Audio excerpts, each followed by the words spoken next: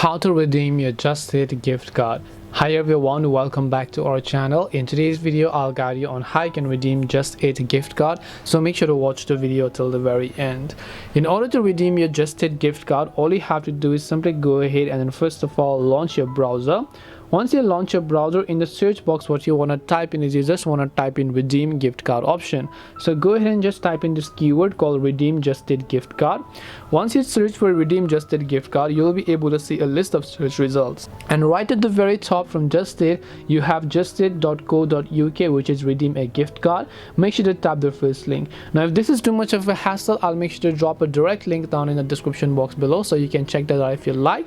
Once you come to this page, make sure you sign into your Just Eat account, and here you can see have a gift card or account credit code. Of course, just go ahead and make sure to enter your account details here. Once you enter your gift card code details, you'll be able to successfully tap the redeem option and a gift card code will get successfully redeemed.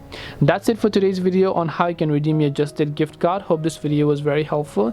If you have got any more questions, feel free to also leave them down below. Thank you very much for watching till the end of this tutorial, and see you soon in the next video.